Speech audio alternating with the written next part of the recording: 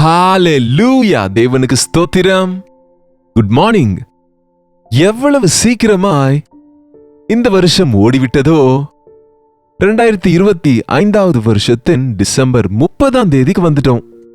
இன்னும் ஒரு நாள் அவருடைய கிருபை இருந்தா சில மணி நேரங்கள் நமக்கு முன்பு இருக்கு.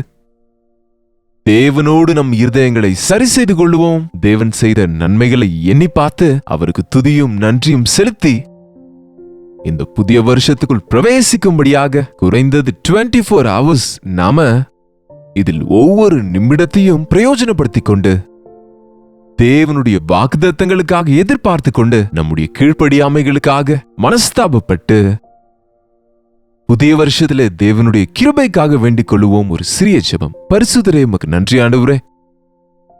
வல்லமையுள்ள தகப்பனே, உமக்கு நன்றி ஆண்டவரே. யுக யுகமாய் தலைமுறை தலைமுறையாக இருப்பவரே, இந்த உலகத்துக்குள் எங்களை கொண்டு வந்து கொஞ்ச காலத்தை எங்களுக்கு கொடுத்து எங்களை நாங்கள் உம்முடைய ராஜ்யத்திற்காக ஆயத்தப்படுத்த நீர் ஏற்படுத்திய இந்த பெரிய ரட்சிப்பை நாங்கள் அங்கீகரிக்க எங்களுக்கு கொடுக்கிற வாய்ப்புகளுக்காக நன்றி அப்பா. இந்த நேரத்திலே எங்கள் மத்தியிலே வாங்க உம்முடைய வார்த்தைகளை தியானிக்கையிலே எங்களோடு கூட பேசும்படியாக இயேசுவின் நாமத்தில் ஜெபிக்கிறோம் நல்ல பிதாவே, ஆமென். சங்கீதம் 90. இது மோசே எழுதின சங்கீதம்ல. மோசே எழுதின சங்கீதத்தின் 90ஆம் அதிகாரம் 12ஆம் வசனங்க. சங்கீதம் 90:12. நாங்கள் ஞான இருதயம் உள்ளவர்களாகும்படி எங்கள் நாட்களை என்னும் அறிவை எங்களுக்கு போதித்தருளும். எங்களை ஞான இருதயம் உடையவர்களாகும்படி செய்யுங்க. எங்கள் நாட்களை எண்ணுவதற்கு எங்களுக்கு போதித்தருளும். இது ஏதாவது என்ன பெரிய வேலையாங்க? கேலண்டர் இருக்குல்ல, கம்ப்யூட்டர் இருக்குல்லங்க. இன்றைக்கு நமக்கு செல்போன்ஸ்லயே கேலண்டர்ஸ் நமக்கு என்ன வேண்டுமென்றால் அதை கணக்கு போட்டு பார்க்கலாம். பின்னுக்கு சென்று கணக்கு பார்க்கலாம், முன்னுக்கு போயும் கணக்கு பார்க்கலாம். இதுக்கு முன்னாடிலாம் பிரிண்டட் கேலண்டர்ஸ் தான் இருந்து கொண்டிருக்கும். இப்போ இந்த டிஜிட்டல் வந்த பிறகு நம்முடைய நாட்களை எண்ணுவது ரொம்ப சுலபமா ஆயிடுச்சு. என்னங்க, நான் குறிப்பிட்ட நாளில பிறந்தேன், இன்றைக்கு என்னுடைய வாழ்க்கையில் எத்தனை நாட்கள் ஆகியிருக்கு என்று போட்டு பார்த்தால் இன்றைக்கு ஏஐ ஒண்ணு வந்துருச்சுல. நாம எதை கேட்டாலும் அதை சொல்ல, எதை செய்ய சொன்னால் அதை செய்ய, அது எவ்வளவு உதவியாக இருக்கோ எவ்வளவு தீமையை உண்டாக்குமோ போக போக தெரியும். இவ்வளவு காரியத்திற்கு எதற்கு எங்களுக்கு போதி தருளும் என்று கேட்க வேண்டும்? கணக்கு ஏதாவது படிக்கணுமா? ஏதாவது மேக்ஸ் கத்துக்கணுமாங்க? என்னங்க, இஸ் இட் ஈஸி? நாட்களை எண்ணுவது என்பது ஈஸியா? உன் வாழ்நாட்கள் எத்தனை? உன் வாழ்நாட்களிலே நீ சாதித்தது எத்தனை? நீ பிரயோஜனமான விதத்தில் வாழ்ந்த நாட்கள் எத்தனை என்று எண்ணி பார்ப்பது கஷ்டம்தாங்க. நம்முடையது மறந்து போகிற மனசுங்க. தேவன் செய்த நன்மைகள் எத்தனை சுத்தமா நினைவு இருக்காது சிலருக்கு. எத்தனை முறை நான் தேவனை வேதனைப்படுத்தினேன், எத்தனை விஷயங்களில் நான் தேவனுக்கு விரோதமாக வாழ்ந்து வந்தேன் என்று கணக்கு போட வேண்டிய அவசியம் இந்த இயர் எண்டிங்ல நமக்கு ரொம்பவும் அவசியங்க. தேவனே, எங்கள் நாட்களை எண்ணும் அறிவை எங்களுக்கு போதியும் கற்றுக் கொடுங்க. நம்ம ஃபெயில்யூர்ஸ், நம்ம தோல்விகளை நாம நினைவுபடுத்திக் கொண்டு அந்த விஷயங்களில் நம்முடைய தவறுகளை திருத்திக் கொண்டால் இன்னொரு முறை தவறு செய்யாம நாம ஞானத்தோடு நம்முடைய நாட்களை, நம் நேரத்தை பயன்படுத்திக் கொள்ளுவோம். உண்மையிலேயே பைபிள்ல கணக்குகளை பாருங்க, எவ்வளவு எழுதி வைத்தாங்களோ. எத்தனை விதங்கள்ல அந்த காலத்துல கம்ப்யூட்டர்ஸ் இல்லாத போதும் கூட 40 நாட்கள் பெரும் மழை என்றால் கரெக்டா 40 நாட்கள் பெய்தது. நோவாவிடத்தில் இவ்வளவு அகலம், இவ்வளவு நீளம், இவ்வளவு 3 அடுக்குகள் என்று சொல்லிவிட்டு கட்டு பேழை என்றால் அவர் பென்னு பென்சில் இல்லாமலேயே அவைகளை மனதில் வைத்துக் கொண்டு தேவன் சொன்ன அளவுகளின்படியாக செய்து முடித்தாருங்க. மோசேக்கு ஆசரிப்பு கூடாரத்தை கட்ட தேவன் அளவுகளை சொன்னார். எவ்வளவு நீளம் இருக்கணும், எவ்வளவு கியூபிட் இருக்கணும், எவ்வளவு அகலம் இருக்கணும், இந்த உலோகத்தால் செய்யணும். இன்றைக்கு போக போகுங்க மனுஷனுக்கு ஞாபக சக்தி குறைந்து போகுதுங்க. ஆதாம் ஒவ்வொரு பிராணிக்கும் பேர் வைத்தாராங்க. அந்த மிருகங்கள் எல்லாம் சேர்த்தால் மரங்கள், செடிகள், பறவைகள், மீன்கள், பிராணிகளை சேர்த்தா எத்தனை மில்லியன்ஸ் இருக்குமோ என்றால் அத்தனை மில்லியன்ஸ் ஆஃப் பெயர்களை நினைவுல கொள்ளக்கூடிய அவ்வளவு ஞானம் இருந்தது அந்த நாட்களில். இன்றைக்கு நம்ம ஞானம் போக போக குறைந்து போய் அதிக ஞானம் வந்துருது. என்னவென்றால் நம்முடைய மூளைக்கு வேலை சொல்லாமல் நாம வேலை செய்யாமல் இந்த எந்திரங்களை வைத்து வேலை செய்ய பிரயாசப்பட்டு கொண்டு நம்முடைய கணக்குகளை நாம இந்த டிஜிட்டல்ல கணக்கு பார்க்கிறோமே தவிர என்னுடைய வாழ்நாட்களில் நான் சாதித்தது என்ன, வேதனைப்படுத்தியது எத்தனை, நான் வாழ்ந்த நாட்கள் எத்தனை என்று இந்த வருஷ கடைசியில கணக்கு பார்க்கணுங்க. நான் எப்பொழுதும் சொல்லுவேன், ஒரு மனிதன் ஒரு நிமிஷத்துக்கு 23 முறை மூச்சை உள்வாங்கி வெளியே விடுகிறான். நீங்க சில வருஷங்களா வாழ்ந்து கொண்டிருக்கும் போது எத்தனை முறை நீங்க மூச்சு வாங்கி மூச்சு விடுகிறீங்க என்றால் கணக்கு பார்த்தால் உங்களுக்கு ஆச்சரியமா இருக்குங்க. அதற்கு பில்லு மட்டும் வந்துச்சுன்னு வைங்க, நம்ம எலக்ட்ரிசிட்டி பில் மாதிரி, நம்ம போன் பில் வருகிற மாதிரி, அவ்வளவுதான் நம்ம கதை.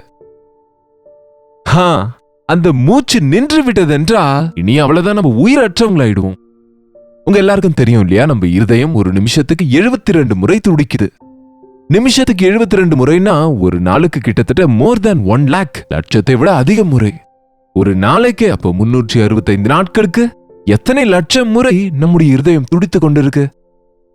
உங்களுக்கு 30, 40, 50, 60, 70 வயது இருந்தால் இப்போது எத்தனை முறை உங்கள் இருதயம் துடித்து கொண்டே இருக்கு. ஹார்ட் அட்டாக் வராமலேயே இருக்கிறீங்கன்னா எவ்வளவு நன்றியோடு இருக்கணும் தெரியுமாங்க. ஒரு முறை நின்று விட்டதென்றால் ஹார்ட் அட்டாக் என்றது திரும்ப துடிக்கவில்லை என்றால் டெட் இல்லங்க. எவ்வளவாய் தேவன் நம்மை பாதுகாக்கிறார்னு தெரியுமா? எனக்கு என்ன செய்தார் தேவன் என்று சொல்லுவது என்ன? எனக்கு என்ன நன்மை செய்தார் என்று சொல்லுகிறவர்களோடு தேவன் சொல்லுகிற வார்த்தை, ஒரு நொடியும் உன்னை காத்து கொண்டிருக்கிறேன், உன் மீது மனதை வைத்திருக்கிறேன், உன் நடத்தையும் உன் படுக்கையும் பார்த்து கொண்டு நீ தூங்கும்போது சாகாமல் நடக்கும்போது விழாமல். எவ்வளவு பெரிய தேவனுங்க. உன் போக்கிலும் வரத்திலும் நான் உன்னை காப்பாற்றினேன். நம்ம கண் முன்னாடியே எத்தனையோ பேர் ஆக்சிடென்ட் ஆகி கை காலை உடைத்துக் கொள்கிறாங்க, உயிரையே இழந்து போகிறாங்க. உங்களுக்கு இந்த வருஷம் எல்லாம் ஒரு ஆக்சிடென்ட் கூட நடக்கவில்லை என்றால் அதை நினைத்து தேவனுக்கு நன்றி சொல்ல வேண்டாமா? ஒருவேளை ஆக்சிடென்ட் ஆயிருந்தாலும் உயிருக்கு ஆபத்து இல்லை என்றால் உயிரோடு இருக்கிறீங்கன்னா இன்னும் அதிகமாய் தேவனை துதிக்க வேண்டும் இல்லையா? கணக்கு பார்ப்பதென்றால் இதுதாங்க நம்ம கணக்குகள். தேவன் செய்த நன்மைகள் எத்தனை, தேவனுக்காக நான் செய்தது எத்தனை, அதை கணக்கு பார்க்கணுங்க. மனிதன் கெட்டு கெட்டு கெட்டு ஃபர்கெட்டாங்க. கொடு கொடு கொடு என்று என்ன கொடுத்தீர் எனக்கு என்பாங்க. தேவன் கிவ் கிவ் கிவ் ஃபர்கிவ், கொடுப்பாரு கொடுப்பாரு கொடுப்பாரு. இன்னும் நீங்க அவரை எதிர்த்து கொண்டு என்ன கொடுத்தீர் என்று கேட்டாலும் கூட கோபப்படாமல் கொடுத்து கொண்டே இருப்பாரு, மன்னித்து கொண்டே இருப்பாரு. தேவனுடைய அன்பை நினைவு கூர்ந்து எத்தனை முறை தேவனால் நாம மன்னிக்கப்படுகிறோம், எத்தனை நன்மைகளை நம்ம பெற்றுக்கொண்டோம் என்று நிஜமா நம்ம ஞாபகப்படுத்தி கொண்டா அதை எண்ணி பார்த்தால் நன்றியோடு துதியோடு மனம் திரும்புதலோடு உடைந்த இருதயத்தோடு இன்னொரு புதிய வருஷத்துக்குள்ள பிரவேசிக்கிறவர்களா இருப்போம். இந்த வருஷத்துல நம்ம பார்த்த தோல்விகளை திரும்பவும் பார்க்காதபடிக்கு, இந்த வருஷத்துல நாம சந்தித்திருந்த சத்துருக்களை திரும்பவும் நாம சந்திக்க அவசியம் இல்லாமல் தேவன் காக்கும்படிக்கு வேண்டிக் கொள்ளுவோம். எங்களுக்கு ஞானமுள்ள இருதயத்தை கொடுங்க. எங்கள் நாட்களை எண்ணும் அறிவை எங்களுக்கு கற்றுக் கொடுங்க. தயவு செய்து யாருக்கோ கணக்கு சொல்ல அவசியம் இல்லை. உங்க கணக்குகளை நீங்களே பாருங்க. இருதயத்துல மனம் திரும்புதலும் உண்டாகும், நன்றியும் உண்டாகும். இந்த வருஷத்துல நீங்க எத்தனை முறை மூச்சு விட்டுருக்கீங்க? நீங்க பிறந்த நாளில் இருந்து இன்றைக்கு வரைக்கும் நீங்க கணக்கு போட பெருசா பென்னு பேப்பர் இல்லாவிட்டால் எடுத்துக்கோங்க, டிஜிட்டல்ல கணக்கு பாருங்க. அது சரியான பதிலை கொடுக்கும். நம்ம கூட சில தவறுகள் செய்வோம். இந்த உலகத்திலே நான் எத்தனை வருஷங்களாக எத்தனை நாள் வாழ்ந்திருக்கிறேன் என்றால் எத்தனை நிமிடங்கள் நான் வாழ்ந்திருக்கிறேன், எத்தனை நொடிகள் வாழ்ந்திருக்கிறேன். எங்கேயோ போயிடுங்க எண்கள். எத்தனை விதங்களில் தேவன் என்னை காப்பாற்றினார், எத்தனை உபகாரங்கள் எனக்கு செய்தார். என் ஆத்துமாவை கர்த்தரை ஸ்தோத்திரி, அவர் செய்த உபகாரங்களில் எதையுமே மறக்காதே என்று ஒரு வழக்கமா நம்ம சொல்லுகிறோமே தவிர, உண்மையா அவர் செய்த உபகாரங்கள் எல்லாவற்றையும் நீங்க நினைவு கொள்றீங்களா? ஞாபகம் வைத்திருக்கிறீங்களா? நீங்க அதை எழுதி வைக்கிறீங்களா? எத்தனையோ பேர் இன்றைக்கு நன்றி இல்லாதவங்களாகவே இருக்கிறாங்க. பார்வோன் இடத்துக்கு யாக்கோபை கொண்டு வந்த போது யாக்கோபை பார்வோன் கேட்கிறார், நீ மட்டும் வாழ்ந்த வருஷங்கள் எத்தனை? கணக்கு போட்டிருந்தாரு பாவம் யாக்கோபு. என்ன சொல்லுகிறார் பாருங்க. 9ஆம் வசனத்துல 47ஆம் அதிகாரம் ஆதியாகமம் 9ஆம் வசனத்துல, யாக்கோபு, நான் பரதேசியாய் சஞ்சரித்த நாட்கள் 130 வருஷம். என் ஆயுசு நாட்கள் கொஞ்சமும் அது சஞ்சலமுமாக இருக்கிறது. அவைகள் பரதேசிகளாய் சஞ்சரித்த என் பிதாக்களுடைய ஆயுசு நாட்களுக்கு வந்து எட்டவில்லை என்று பார்வோனோடு சொன்னான். நான் பரதேசியாய் சஞ்சரித்த பிரயாண வருஷங்கள் 130. நான் வாழ்ந்த என்னுடைய ஆயுசு நாட்கள் மிகவும் கொஞ்சம். அது இதுவரைக்கும் நான் வாழ்ந்து வந்த நாட்கள் எனக்கு சஞ்சலத்தை உண்டாக்குகிறவர்களாக கொஞ்சமுமாக தான் இருக்கிறது. பாவம் யாக்கோபு பொய்களால் எதையாவது சாதிக்கலாம் என்று எத்தனையோ முயற்சிகள் செய்து எவ்வளவு நேரத்தை வீணாக்கிக் கொண்டார். எப்படியோ ஒரு வழியா தேவ சமூகத்தில் போராடி பாவ மன்னிப்பை பெற்றார் தவிர, அதன் விளைச்சலை அனுபவித்துக் கொண்டு தன்னுடைய முதிர் வயதுல 130 வயதுல திரும்ப யோசேப்பின் நிமித்தம் எகிப்துக்கு வந்தபோது தன்னுடைய துக்கம் தீர்ந்தது. அது வரைக்கும் என் மகன் இறந்துட்டானே என்கிற துக்கம். அவர் இருதயத்துல அநேக விதமான போராட்டங்கள் இருப்பதை கவனிக்கிறோம். 17 வருஷங்கள், ஏனென்றால் அவர் மரிக்கும்போது 147 வயது என்று நாம 28ஆம் வசனத்துல பார்க்கிறோம். அந்த 17 வருஷங்கள் தன் குமாரனிடத்தில் பேரன்களோடு தேவனோடு கூட குடும்பத்தோடு கூட சந்தோஷமாக இருக்க முடிந்தது. நம்ம வாழ்க்கையில வாழ்கிறோம், ஆனா எவ்வளவு காலத்தை நீங்க உங்க குடும்பத்தோட செலவிடுறீங்க? உங்க பிள்ளைகளோடு செலவிடுகிறீங்க? உங்க பிள்ளைகளிடத்துல, உங்க பிள்ளைகளின் பிள்ளைகளிடத்துல மகிழ்ச்சியா இருக்கிறீங்க? கணக்கு போட்டு பாருங்க. உங்க வாலிப வயதை நீங்க வீணாக்கினால் உங்க முதிர் வயதுல நீங்க வேதனைப்பட வேண்டியிருக்கும். உங்க வாலிப வயதுல நீங்க விதைத்தால் அதை நீங்க முதிர் வயதுல அறுக்க முடியுங்க. நீங்க உங்க பிள்ளைகளின் பிள்ளைகளுக்கும் ஆசீர்வாதமா இருப்பீங்க. அதற்குதான் நம்முடைய வாழ்நாட்கள் கடந்து போகிறது. நாம தேவனிடத்தில் மகிழ்ந்து கொண்டு அவரோடு ஒரு நாள் செலவிட்டா அது எவ்வளவு விசேஷம் என்று உணர்ந்தா நாம ஒவ்வொரு நிமிடமும் அவரோடு உறவாடுவது பழக்கப்படுத்திக் கொள்வோங்க. கடந்த வருஷத்தில் நடந்ததை குறித்து ஆலோசித்துக் கொண்டு உட்கார வேண்டிய அவசியமில்லை. ஆனா பின்னானவைகளை மறந்து முன்னானவைகளை நோக்கி ஓடும்படியாக தவறுகள் எல்லாம் அறிக்கை செய்து கர்த்தருடைய இரத்தத்தில் கழுவப்பட்டவர்களாய், ஆண்டவரே உம் கிருபையில் எனக்கு முன்பிருக்கிற இந்த சில மணி நேரங்களை நான் பிரயோஜனப்படுத்திக் கொள்ள, புதிய ஆசீர்வாதங்களோடு, புதிய நன்மைகளோடு, புதுமையான தீர்மானங்களோடு உம்மோடு ஒப்பந்தம் செய்து கொண்டு உம்முடைய ஆசீர்வாதத்தோடு இன்னொரு புதிய வருஷத்திலே பிரவேசிக்க ஆண்டவரே எனக்கு உதவி செய்வீங்களா? என் கண்ணீரை துடைக்கிற தேவனே, என் தீமையை நன்மையை செய்கிறவரே, என் சாபத்தை ஆசீர்வாதமாய் மாற்றக்கூடிய இயேசுவே, என் தவறுகளை மன்னித்து உம்முடைய நன்மைகளை கொடுங்க என்று செபிப்போம். இன்றைக்கே தேவன் செய்த நன்மைகள் எல்லாம் எண்ணி பார்ப்போம். அவர் செய்த எல்லா நன்மைகளுக்காகவும் அவருக்கு நன்றிகளையும் துதிகளையும் நம்ம செலுத்துவோம். துதியோடு நன்றியோடு இந்த வருஷத்துல இழந்து போன எல்லாவற்றையும் இரட்டிப்பாய் பெற்றுக்கொள்ளும்படியாய் புதிய வருஷத்துக்குள்ளாக பிரவேசிப்போம். ஜெபிப்போமா? பரிசுத்தரே, அன்புள்ள தகப்பனே, இன்னொரு முறை உடைய பாத சமூகத்துக்கு இந்த வருஷ கடைசியில வருகிறோம்.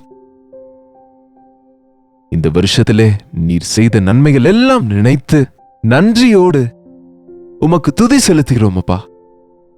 இத்தனை நன்மைகளை பெற்று எத்தனையோ விஷயங்களில் உம்மை துக்கப்படுத்தினோம் என்பதை உணர்ந்து நாங்கள் மனஸ்தாபப்படுகிறோம் அப்பா.